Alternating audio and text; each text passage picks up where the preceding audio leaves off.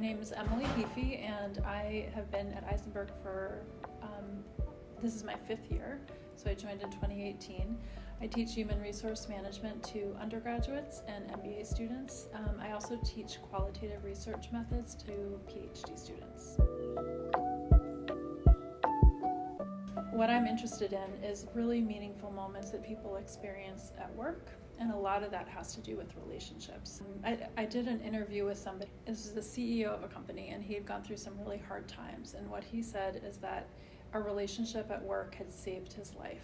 I'm also really interested in moments in which organizations want one thing and the people in the organizations want something else, and there's some kind of tension. I've done some work on patient advocates in hospitals. Another example is in really demanding occupations, like being a consultant. Oftentimes it's really looked down upon to want work-life balance. And so a colleague and I are doing this study where we find that some people just hide they develop alternative strategies for having work-life balance, and they don't tell anybody else.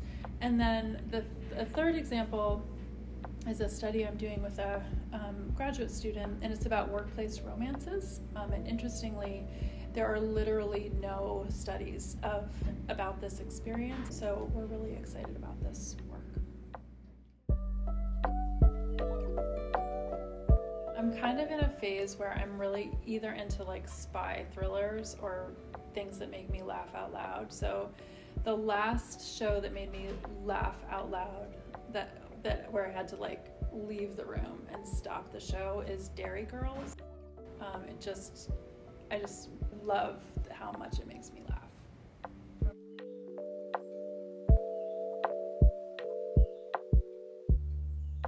I had a group of MBA students who had been paying attention to the news and knew about George Floyd, and they were like, this is a really important event, and we want to understand what are the implications of Black Lives Matter for HR.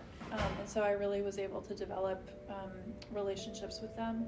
I think another nice thing that comes out of that is in those independent studies, oftentimes I certainly develop a deeper relationship with them, but what's so fun to see is I'm kind of helping them become equipped to be the people they want to be in the world. And there's like nothing more satisfying than that. I also,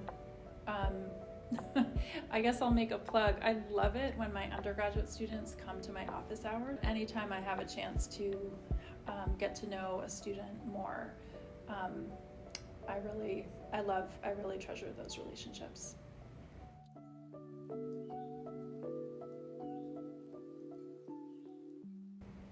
So one thing that people are often surprised by is that I didn't go straight through college. I didn't have a traditional 4-year experience.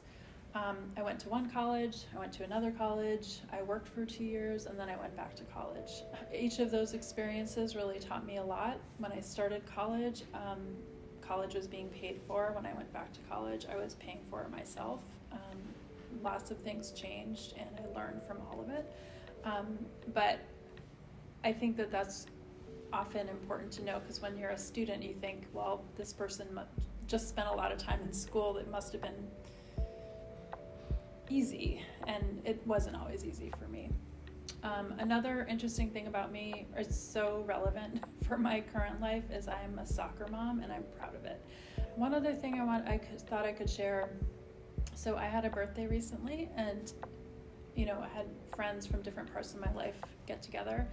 And one thing that stood out to me is that lots of people remarked on my baking, but they all talked about different things. So like my sister thinks about my pies, my neighbor thinks about my muffins, and someone I became a parent with talked about lactation cookies.